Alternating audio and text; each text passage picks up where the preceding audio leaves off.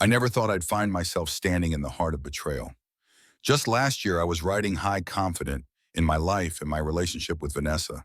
But then came that sobering conversation with my niece Maya. She had just lost her parents and her world was upside down. I thought I was there for her, guiding her through the dark storm of grief. Little did I know she was going to be the one to save me. Maya was always sharp. She picked up on the nuances of life more quickly than most kids her age. One day, after a lengthy chat about how adults could be messy and untrustworthy, she hesitantly mentioned that she had a feeling I wasn't being entirely well watched in the right way.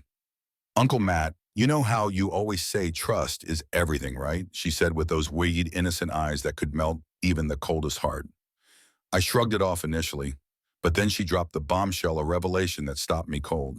There's a hidden camera in your office, she said matter-of-factly. I laughed. Surely she was mistaken. I mean, who would go to such lengths?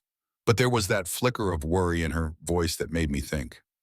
Later that evening, curiosity got the better of me and I checked. I peered behind the painting that Vanessa had hung, a beautiful piece of art that felt like it belonged there. But when I moved it aside there, it was a tiny camera tucked away, watching my every move. The blood rushed from my head to my fingertips as I took a step back. I found myself in disbelief, as if I had stumbled into a movie scene I could never script. There was more 5 cameras scattered throughout my home, each one an unwelcome reminder that every moment of my life was being scrutinized by someone I trusted. I felt sick. I thought about all those whispered conversations, the late-night phone calls, everything I had said in the sanctity of my home. What hurt the most, though, was the realization that Vanessa, who had always feigned support, was grounded in treachery. Maya, you're right, I said softly, simply overwhelmed. I could see the tension in her small face, the worry that maybe she had overstepped. This is big. We need to figure this out. I couldn't do this alone, so I enlisted the help of Reed Private Security. They tracked down the data signals, and it didn't take long to see the malicious intent behind Vanessa's actions. She was transmitting private conversations and sensitive data to a competitor. But it wasn't just her. Miles, my trusted CFO, was in on it too. The thought of betrayal from 2 people I had once relied on shook my world entirely. With my heart racing, I devised a plan, an intricate game of cat and mouse. I created fake files, lured them in, and captured their every reaction on footage. As the truth unraveled, I felt this strange blend of exhilaration and dread. This was no longer just about my privacy. This was a fight for my integrity, my company, everything I had built. The duel was upon us, and I couldn't have prepared for the confrontation that followed. I confronted Vanessa in our living room, a place that used to feel warm and inviting. Now it felt like a battlefield. You spying on me, I asked, my voice steady, though anger simmered just below the surface. What are you even talking about? She replied, feigning ignorance, but I could see through her act. You can drop the act, Vanessa. I know about the cameras, I said, thrusting the evidence in her direction. What's your endgame? Her expression shifted, then a mixture of shame and twisted bravado washed over her face. This isn't what it looks like.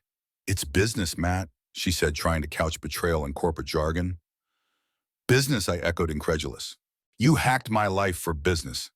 Maya watched from a distance, the protective instinct kicking in, and I could see she was my anchor in that tumultuous storm.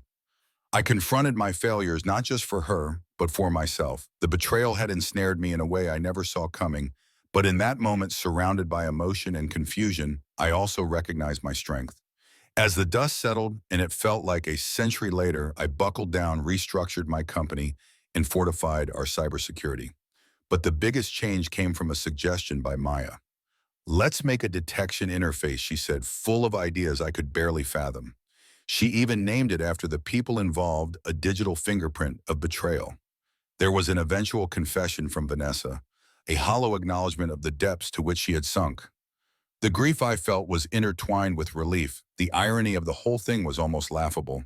Here I was, desperate to save my business and personal life, with help from a small girl who had seen life's shadows more clearly than I had. So what does it all mean? Trust is a fragile thing. We never really know who we can count on until life throws us a curveball, right? And Maya taught me that it's essential to listen to those quiet voices saying, something isn't right. I mean, what are your thoughts? Ever felt betrayed by someone you once trusted? What did you do after? Leave your stories in the comments below, because I think we can all learn from each other's journeys. After all, trust and intuition might just be what keep us anchored in a world that often feels like it's spinning out of control.